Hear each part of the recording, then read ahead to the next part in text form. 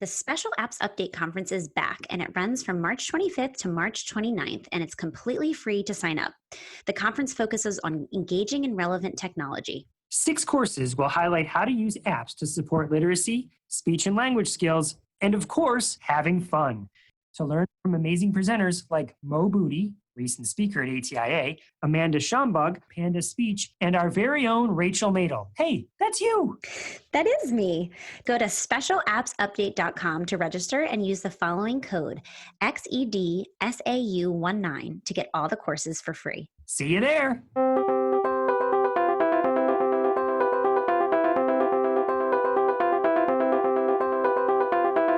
Welcome to Talking with Tech. My name is Chris Bugaj, and as always, I'm here with... Wait a second. You're not Rachel Madel. What happened here? Hey, how's it going?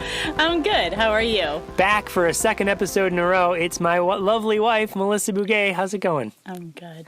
So, listeners, let's explain what happened. Is that this particular week, Rachel had jury duty, and the schedules just did not align. The scheduling gods were not with us this week. I reached out to Lucas, but again, the scheduling gods were not in favor of us getting together. Had some other ideas, but none of it worked out. And I thought, hey, wait a second. I know someone who'd be perfect for the podcast. Why didn't I not think of her earlier? And that is you. Thank you. So what you're saying is I was like not first choice? Well, you don't work with AAC directly every day, and this is an AAC podcast. So I wasn't first choice. You were not the first choice. No, it's okay. I'm glad to be here anyway. Sitting in our closet, recording. Yes. I mean, it's pretty fancy in here. It is. It is. Look how organized it is. All the shoes are completely in rows. All of our clothes are completely on hangers. Definitely nothing on the floor. You did not get good enough sleep last night. Yes, this is not an optometry podcast. This is an AAC podcast. My eyes are just fine. So let's talk about AAC, shall we? Let's do it. Something pretty awesome happened this last week. You know that on last Wednesday was kind of a busy day for me because this was back on March 20th. Well, actually, the story I should start before this. The event happened on March 30th, but the whole build-up happened before this. Right. So you remember how I go to ATIA? Yes. Almost every year, right? Yep. And it's always kind of funny because some sort of catastrophe happens back at home while I'm away. Every time. Right, like what? This time, let's see, what happened? Someone gets sick or something? Yes, of course. At ATIA, while I was there, Mike Murata, who's been a guest on the podcast before, he and Karen Janowski, they host a thing called AT Chat. And he was there talking with someone named Charlie Danger. And Charlie Danger's from the UK. Best name ever. Best name ever. And he said that he would really like to participate in AT Chat, but by the time AT Chat happens, it's too late over in the UK. So let me explain what AT Chat is. So every week at 8 p.m. Eastern, there is a Twitter chat called AT Chat where people post questions and then other people answer them. And you just have a discussion on Twitter. You've done many AT Chat. Yeah, I've lurked quite a bit just to find some really cool resources. People are amazing. Yeah, people are often sharing their perspectives. And Charlie was saying, hey, I'd really like to do this in the UK, but it's midnight by that time. Oh, way past our bedtime. And so he was telling Mike Murata this, and Mike Murata said, well, why don't we do a dual one where you host one at what would be a good time? How about 8 p.m. in the UK, which would be 4 p.m. Eastern time? Smart. And he said, well, I don't want that to take place of your typical time at 8 p.m. Eastern. And Mike said, well, why don't we post the questions twice? Why don't we have an international one? Why don't I put you together with somebody? What topic do you want to talk about, Charlie? And Charlie was like, well, I mean, I do AAC. He's like, I know a guy. And so he pulled me over and I met Charlie for the first time and we started chatting and of course hit it off right away. Great guy.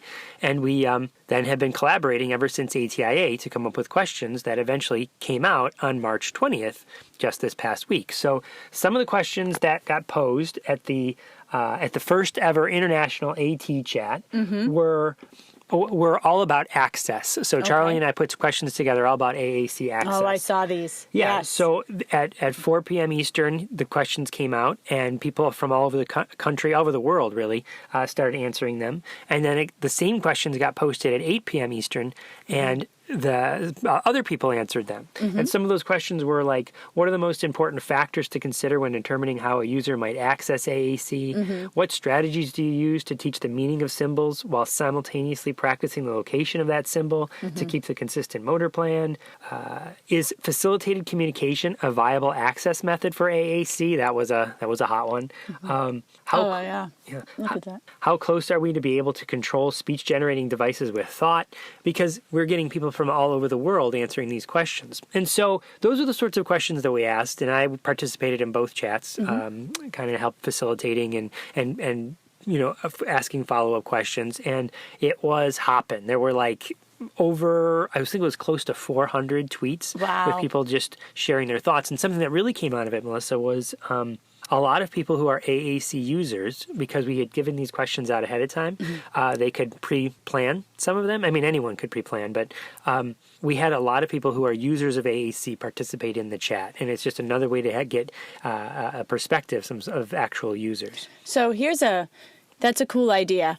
I really like that, because when I'm watching, or lurking as you call it, I think I need to do that. I think I need to get those questions prior to, because I feel like I'm so distracted and involved and seeing everybody else's responses and going, oh my gosh, that's awesome. That's exactly what I want to say. Oh, they posted a link. I want to check out that link, that I often forget to honestly post my own.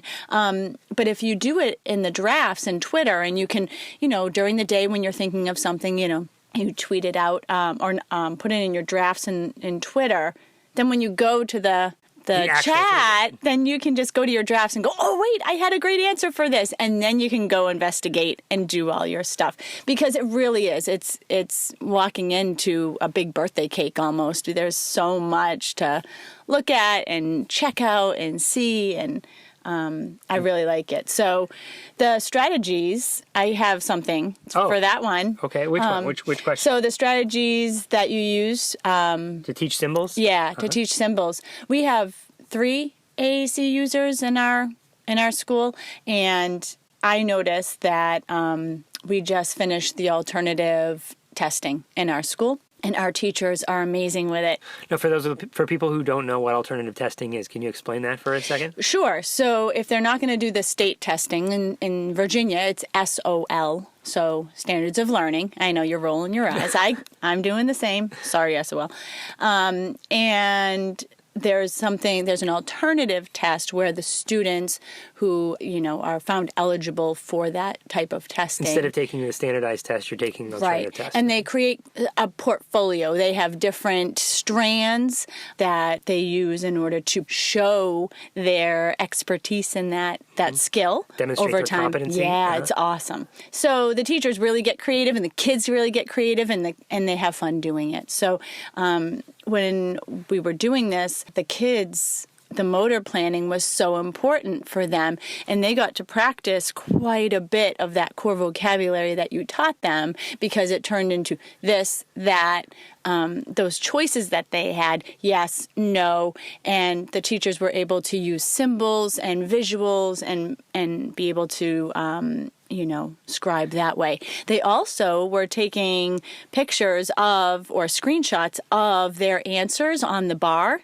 and then they were cutting them out and using those for their answers, because those were their answers. So let me make sure I understand. So the speech bar at the top of the app. Yes. They would take a screenshot of the entire app, cut out just the top of just the words that they formulated, and they would paste that into the document that would show that they've demonstrated the competency. Right. Isn't that Gotcha. cool? Gotcha. Yeah. Can you give me an example of like one particular skill or activity that they were doing where they worked on this and that, or they worked on a...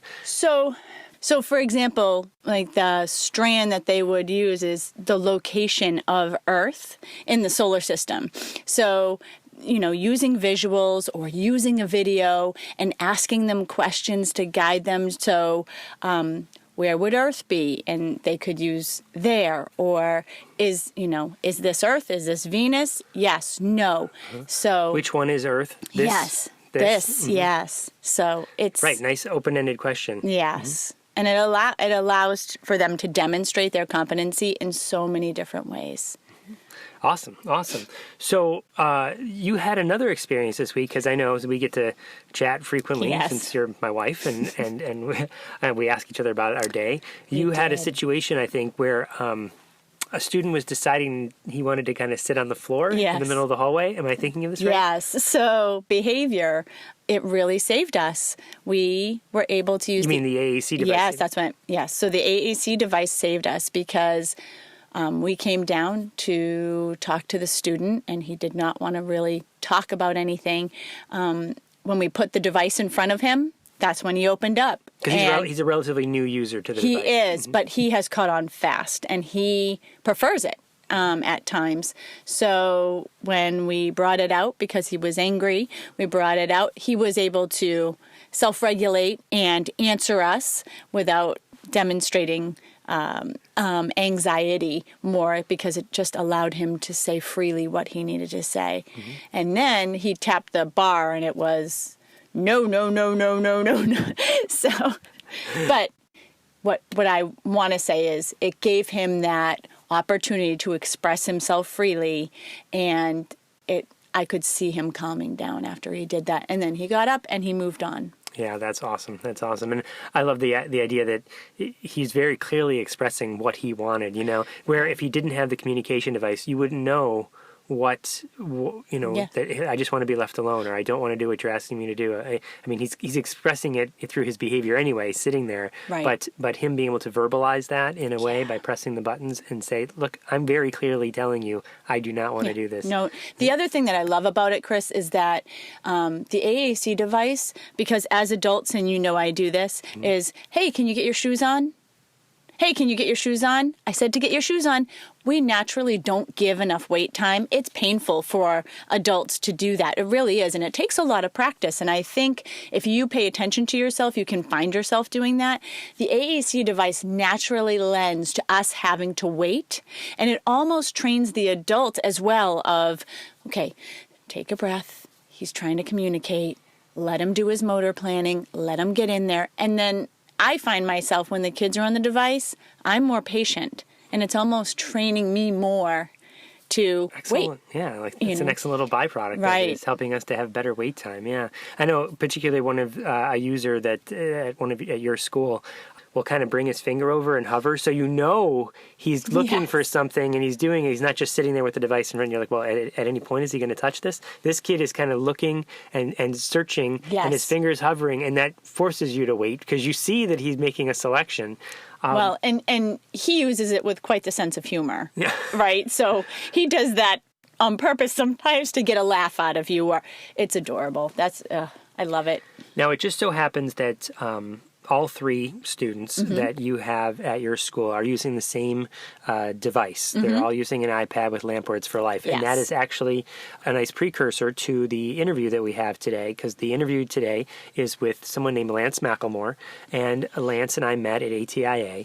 I think I go into it in the interview about how we met. I love this story. Go ahead. But he is a lamp user that is, now you're from the Massachusetts area, so I'm going to use the vernacular from that. He's wicked fast.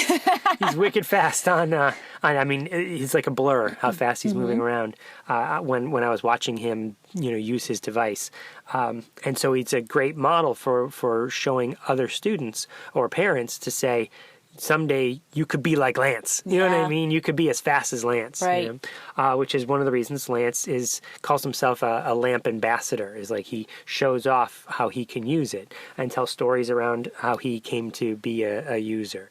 I want you to bring up in the story, Chris, how you were talking about should you guys have kept in him actually typing it in and then doing the whole words and the whole sentence, and I loved that part. And the reason is because you're seeing what goes into these wonderful, amazing humans communicate with you. It's not like us. It's work to get to, the motor planning, pushing, and then you come up with this awesome sentence. But it's the work. It's almost the iceberg, right? It's almost that iceberg analogy is you see, you can hear the sentence and you could cut out all the rest, but show that work, show what they've done, show how they've mastered this. It's such an impressive skill. Yeah, so it's an awesome point. So What I learned long ago is that, and it's really the user's choice, but if a AAC user turns on the word as it's typed, it helps the listener. It can help the listener understand as they're formulating the sentence.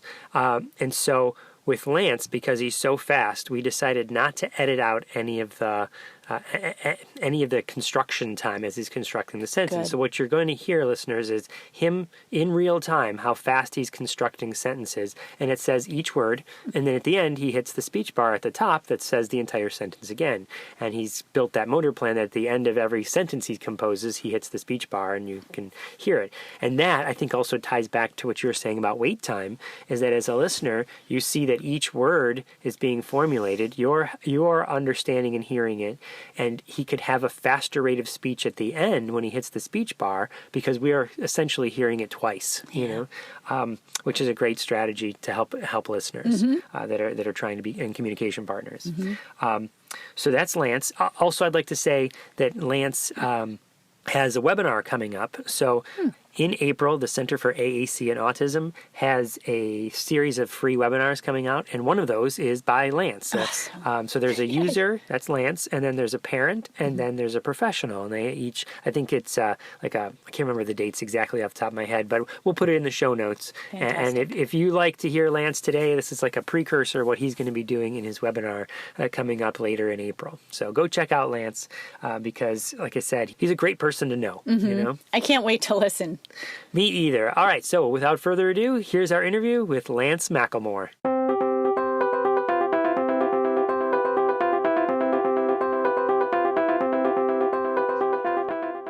Hi, I'm Matt Hott, one of the hosts of Speech Science, a weekly podcast bringing you all the information that you can handle related to speech sciences and disabilities. Michelle Wintering, Michael McLeod, and I interview leaders and difference makers in the field. Every Tuesday, we drop a new episode. You can find us on iTunes, Android, and on our website, www.speechscience.org/Speech Science Podcast. Join us as we try to find the answers to the question, what is communication?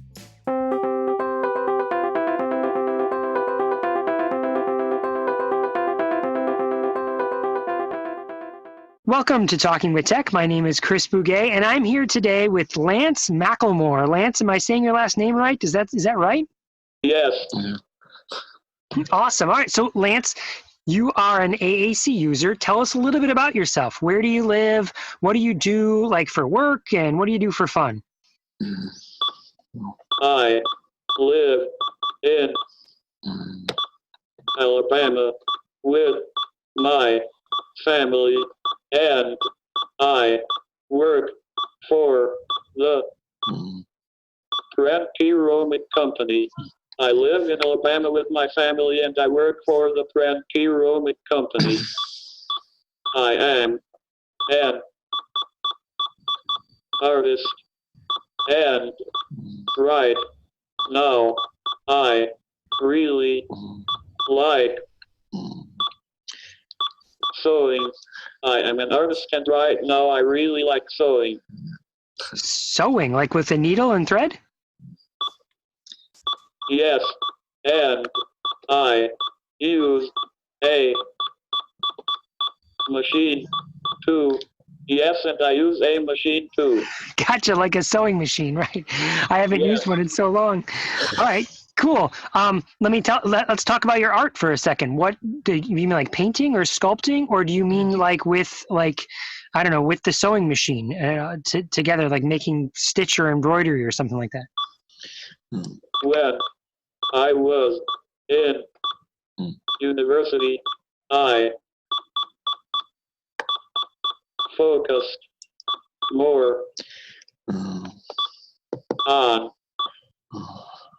water, color, and lithography.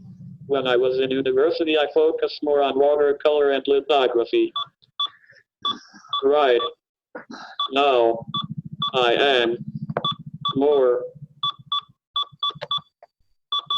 focused on my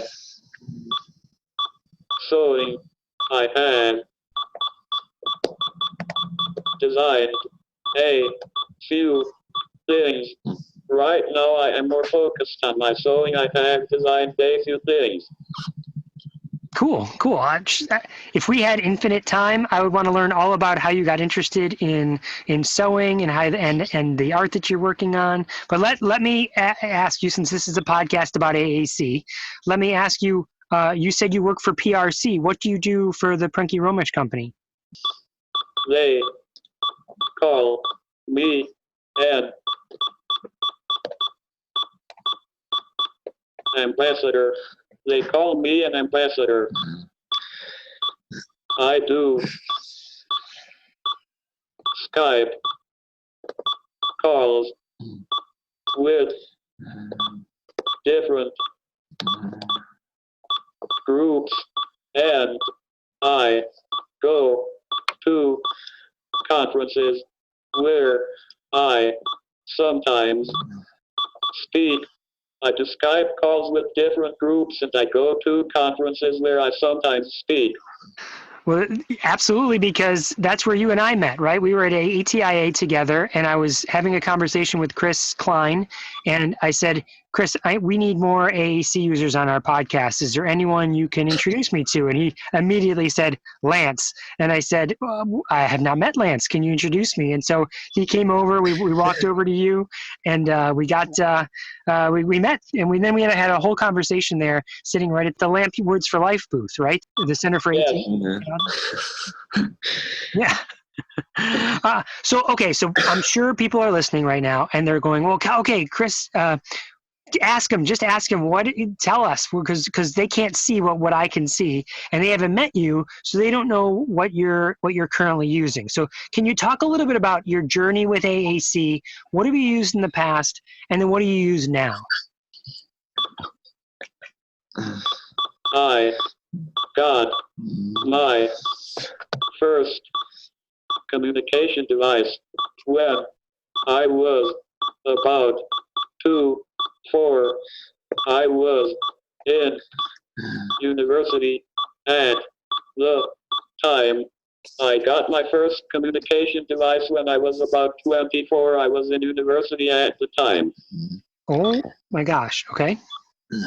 Before then, I would use pen and paper, but it was so slow and difficult that most of the time I avoided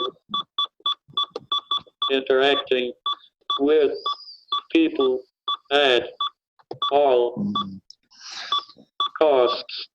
Before then, I would use pen and paper, but it was so slow and difficult that most of the time I avoided interacting with people at all costs. Yeah, that sounds really isolating. I felt despair beyond description. I felt despair beyond description. So how did that change for us? Did you get an AAC device and suddenly your whole world was unlocked? Tell us the story. How did it happen? I was in my university disability office, and the woman there took me aside and expressed concern that I didn't really have a way to communicate, and she suggested that I go to the local UCP. I was in my university disability office one day, and the woman there took me aside and expressed concern that I didn't really have a way to communicate, and she suggested that I go to the local UCP. I did, and the process started, and my first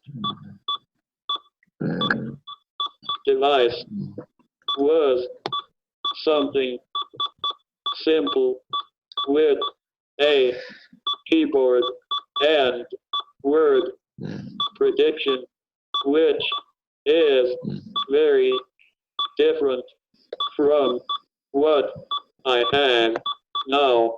The process started, and my first device was something simple with a keyboard and word prediction, which is very different from what I have now. So can you tell everybody what you are using now? I use an accent 1000 with lamp words for life. I use an accent 1000 with lamp words for life. Okay, so Lance, let me ask you some other clarifying questions here. How long ago are we talking? I mean, I don't want to have to ask your age, but when you were at university, were we talking 5 years ago, 15 years ago? I am 33 now. I am 33 now. Gotcha. And you were 24 when you were in university, so you've been... Yes.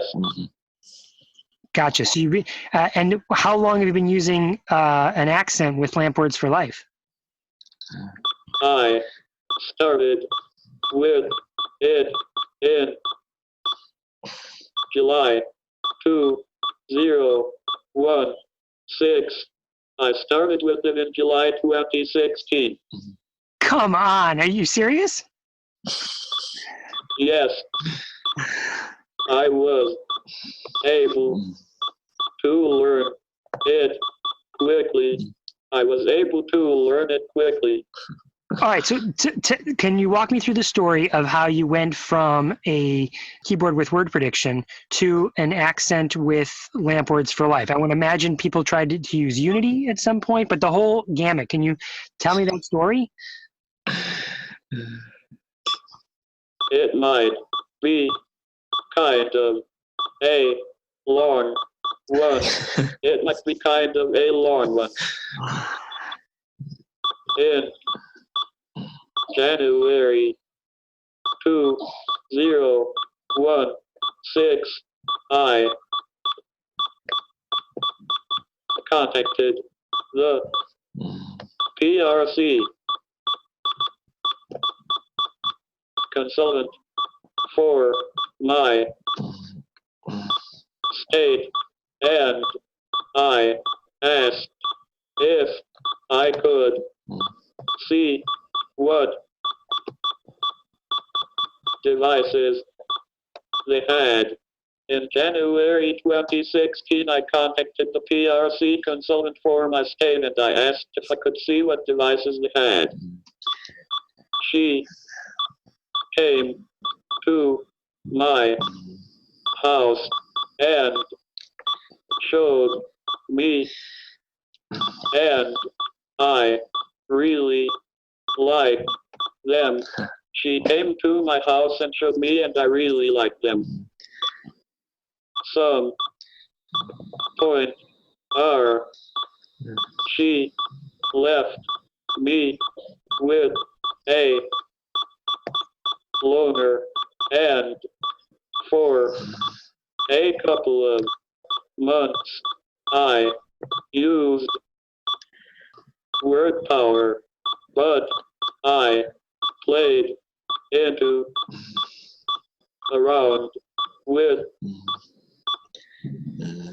Misty At some point she left me with a loaner, and for a couple of months I used word power, but I played around with Midspeak some. Then I got an email from PRC about a lamp training, and it looked interesting. Then I got an email from PRC about a lamp training, and it looked interesting. My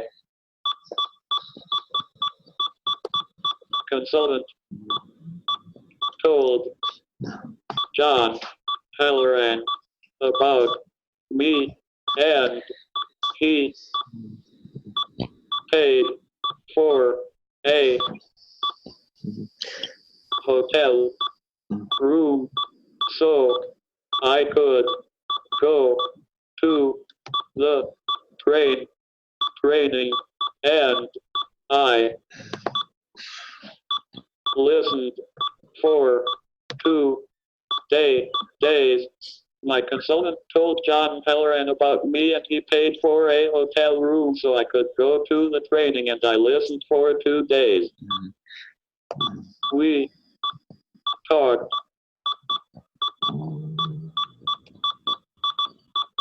privately, and he explained that I could be faster with lamps, and he said he would pay me if I learned it.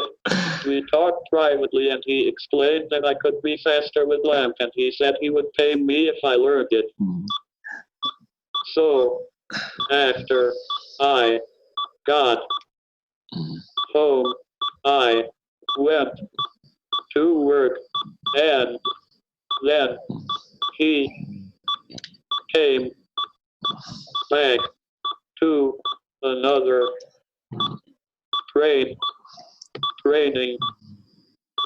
close to where I live. So after I got home, I went to work, and then he came back to another training close to where I live. That was 2 months later, and I was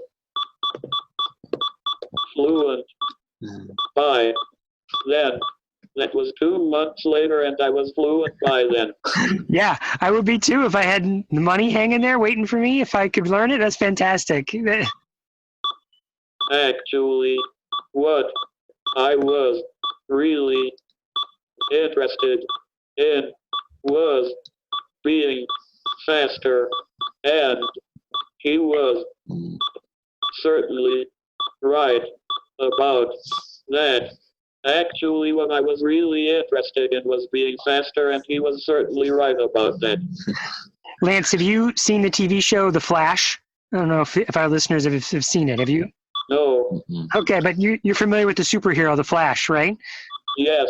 Yeah. Okay, so listeners, because you can't see this, when the camera right now is looking at Lance's device. So I'm not looking at his face, I'm looking at the device. And all I can see is his fingers. And his fingers are flying around the screen so fast that I can't really keep up to see where he's going. So it kind of looks like The Flash, like there's this blur on the screen. But I am noticing, Lance, that you are using multiple fingers to actually make contact with the screen. Am I right there? That sometimes it's your forefinger and sometimes it's your middle finger? Yes. I mostly use my index,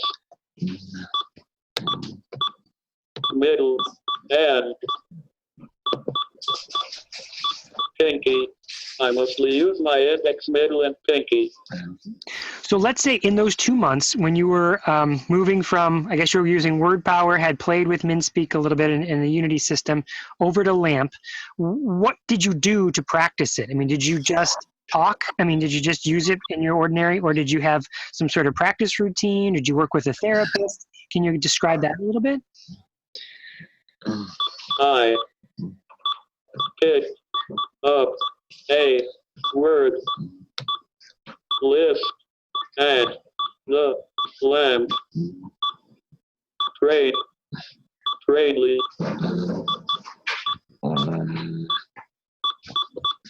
training and I went through it over and over again.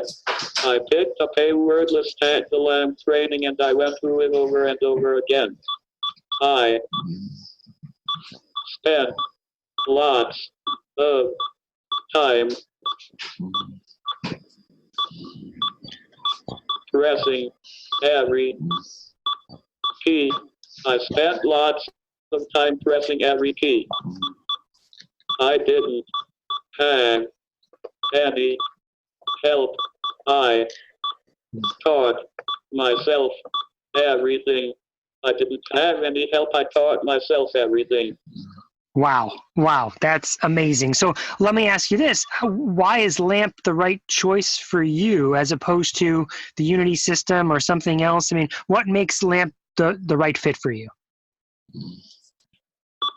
What I think is the most important is that I don't have to think when I use it.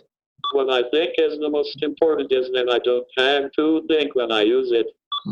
My hand just goes to wherever it's supposed to go, which I am guessing is kind of like how a speaking person is. My hand just goes to wherever it's supposed to go, which I am guessing is kind of like how a speaking person is. Yeah, I mean, Their mouth just does whatever it's supposed to do, and they don't have to think about it. Their mouth just does whatever it's supposed to do, and they don't have to think about it. you took the words right out of my mouth, because that's exactly what I was about to say, is that my tongue doesn't think. I don't have to think about where I'm placing my tongue to say my sounds. They just go there, and my jaw and my vocal cords right there, they just work that way. And it's sort of what you're saying your hands do, is that, but there was a moment, there was time where you did have to think about it, but now you don't anymore, right? You practice for a while with those word lists. Does that sound about right? Yes, I basically babbled for a long time until I knew the system. Yes, I basically babbled for a long time until I knew the system. That's sort of the same advice we give to communication partners, speech therapists, teachers, is to, once they get a device, kind of babble on it and practice and get used to it, so that you get to a point where you don't have to think about it anymore. Does that sound like good advice? Yes. All right, cool. Let me ask you this, Lance. So I hear the word. I want to know from my own thoughts here. A lot of people use the term backup system. Well, what does Lance use when he's in the pool, or what does he use in the shower? You know. And I have stopped using the term backup, and I use the word alternative. Like I don't have a backup for when my voice doesn't work. Sometimes I use the keyboard. Sometimes I text message. Sometimes I don't know. I point to things. These are not backups for me. They're alternatives. And I'm curious what you feel about that. First of all, do you have alternative devices you use to communicate besides this, the accent? And second, what do you think of the term backup versus alternative? I don't really have a backup except for my iPad, but I really, really don't like using it. I don't really have a backup except for my iPad, but I really, really don't like using it. Okay. Why? For me, it's too slow.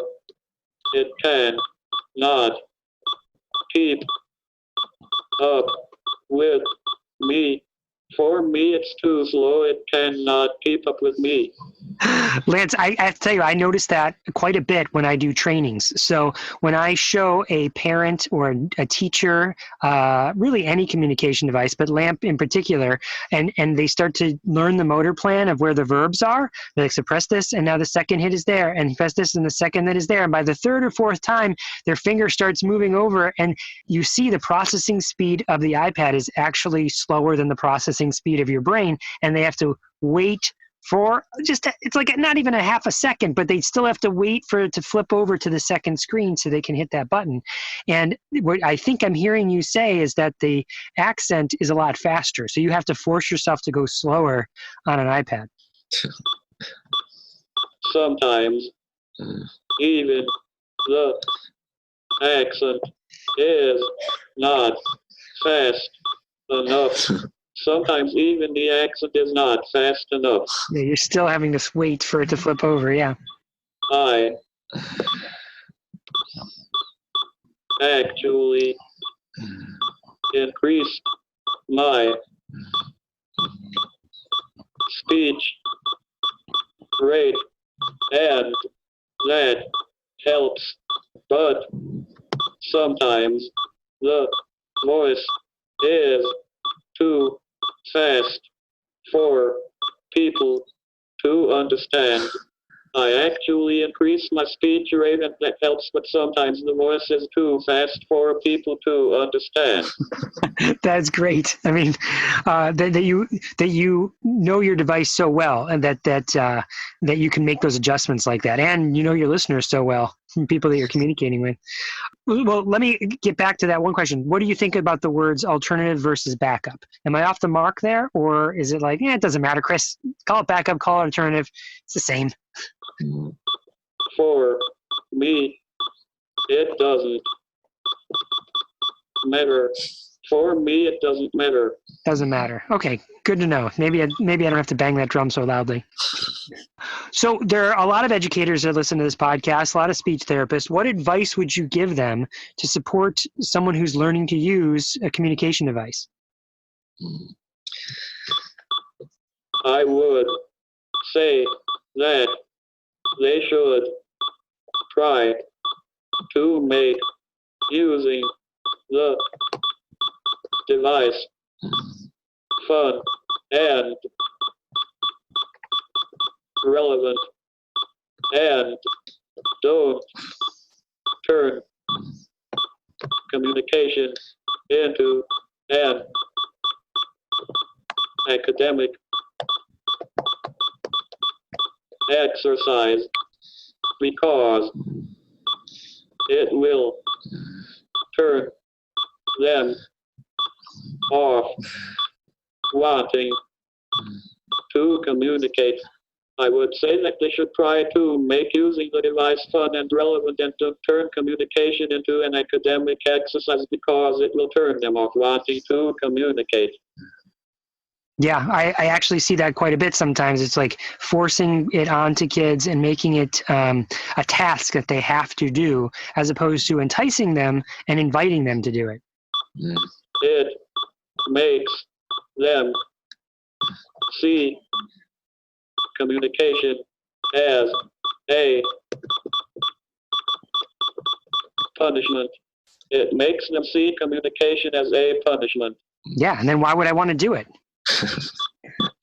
Yes. Yeah. All right, so good advice. Any other thoughts that you have there? They should do whatever they can to stop them from getting isolated, because that's the worst part of having a communication disability. They should do whatever they can to stop them from getting isolated, because that's the worst part of having a communication disability. Yeah, yes, absolutely. So what would they do that educators could do to create environments where people don't feel isolated? That's a difficult question because I haven't figured that out for myself yet. I still struggle with that. That's a difficult question because I haven't figured that out for myself yet. I still struggle with that. Well, one thing that I can think of, Lance, and tell me if you would agree with this, would be that sometimes there's a perception that maybe you should bring the student into a room and practice the device. Oh my gosh, Lance, he practiced these words, so I'll give him this list of words and he should do it over and over and over again in this drill and kill sort of fashion in a room by himself. Well, not by himself. I mean, I'll be there, the therapist. But what I'm hearing you say to tying it to what you said earlier about making it fun, maybe do with peers, do it together with other kids, other people, have communication partners beyond just the adult that you're working with or the therapist that you're working with. Does that sound about right? Yes, I am probably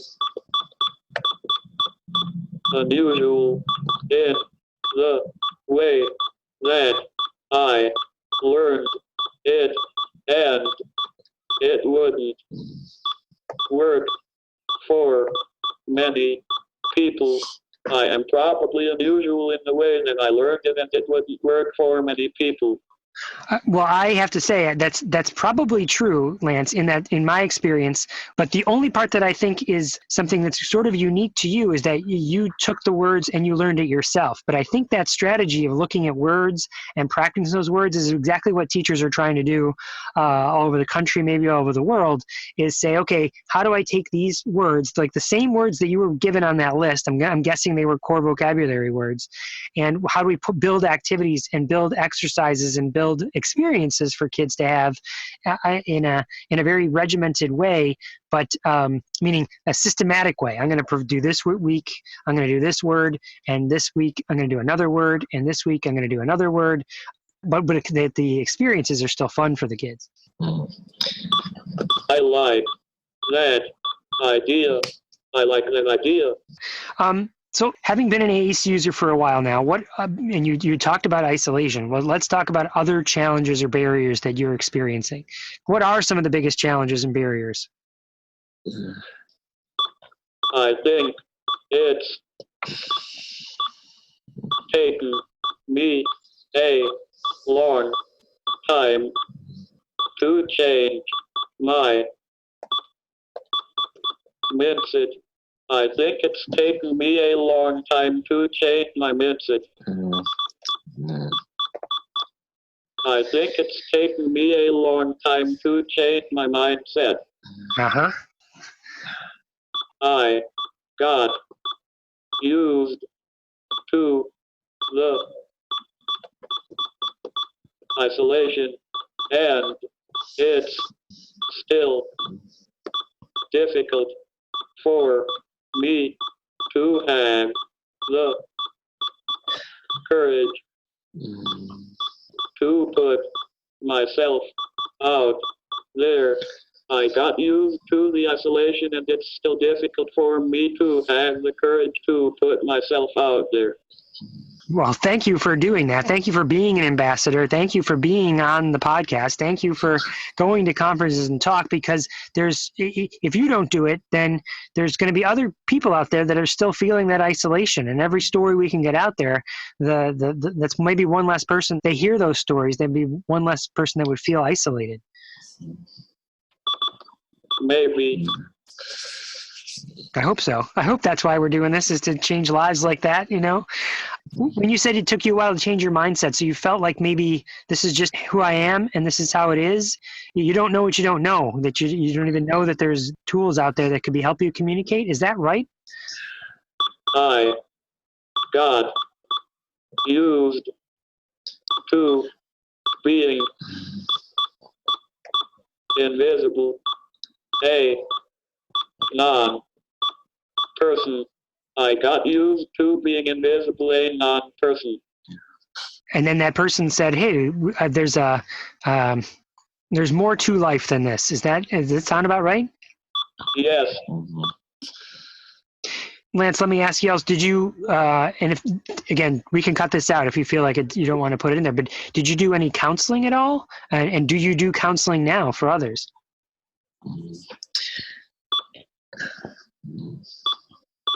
I haven't really had any of that sort of help. I haven't really had any of that sort of help. It's expensive. Yeah, I bet. Yeah, and the communication device has helped so that you're not as isolated. I mean, you and I met that way. You and I are chatting right now. Yes.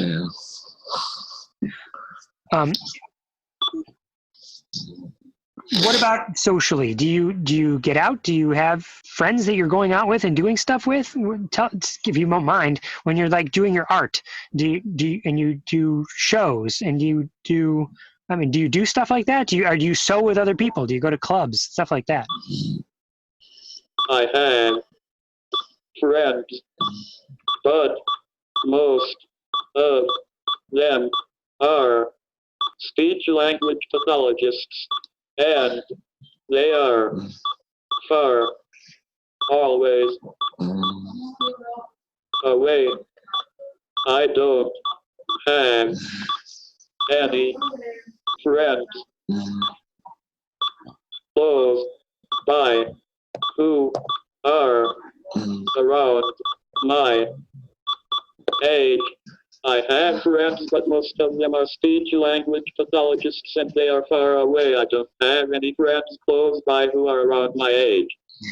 Yeah, I wonder about that, Lance. I wonder if that is probably typical. That people who use communication devices might still feel isolated, even though they have a communication device, because their communication partners are often speech language pathologists or strictly family members.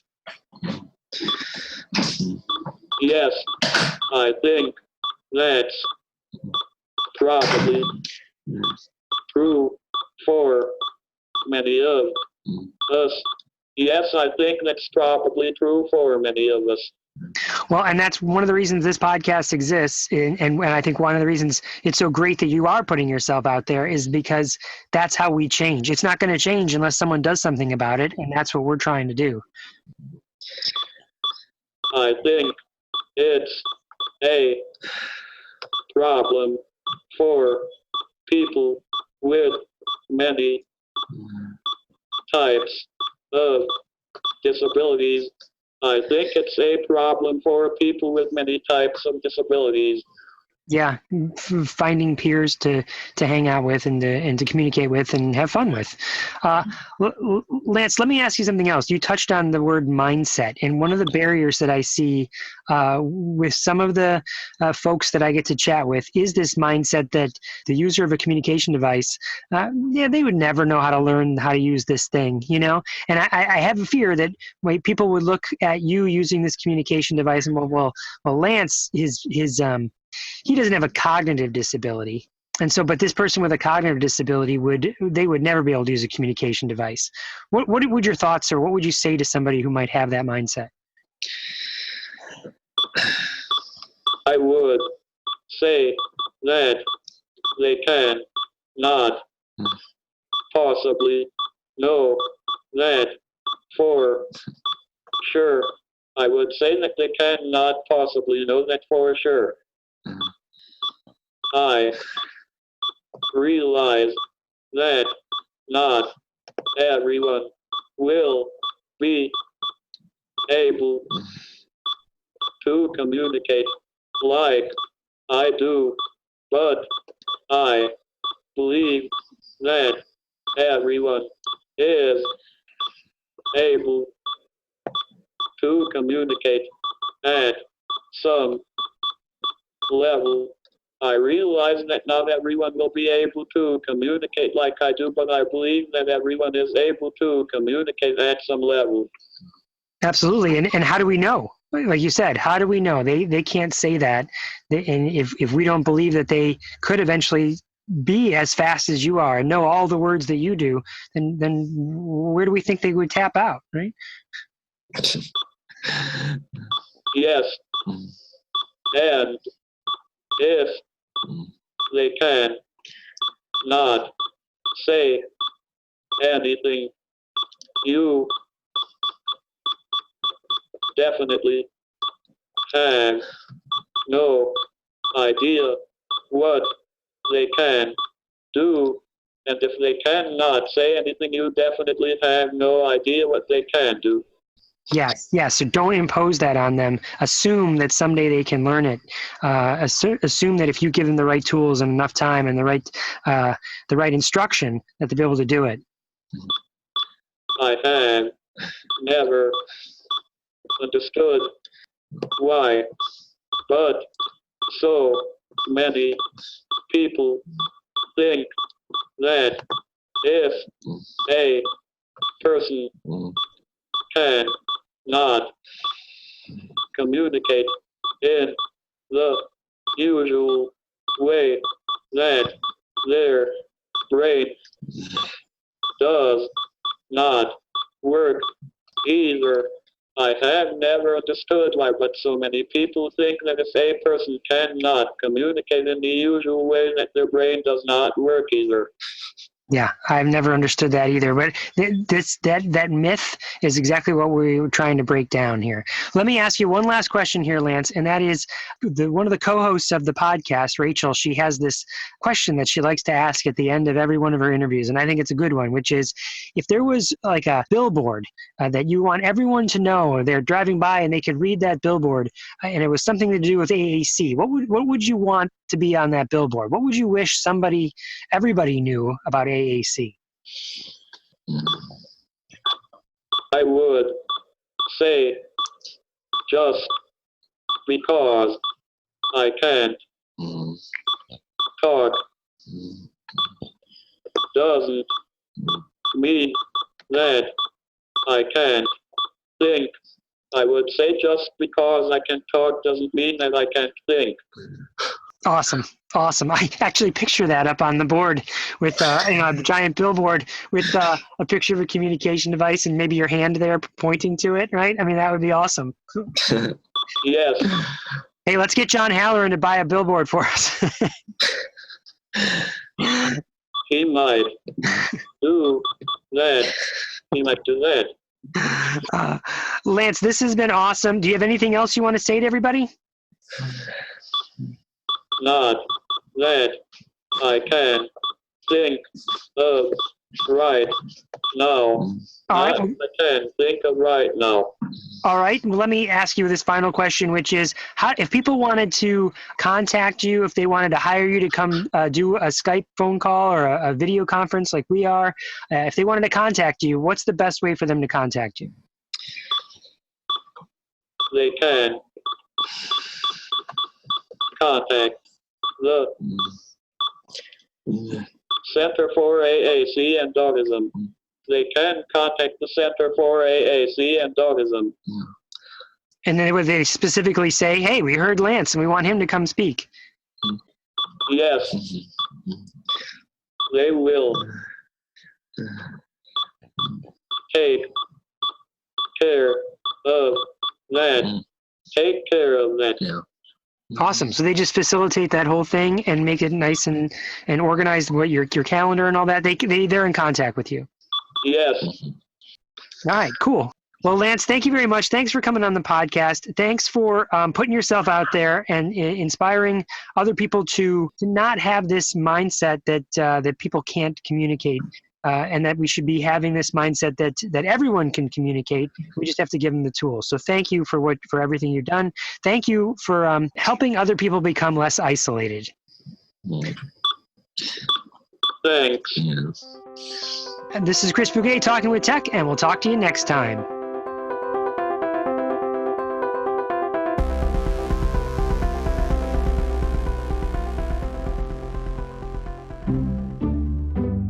You're listening to the Exceptional Podcast Network.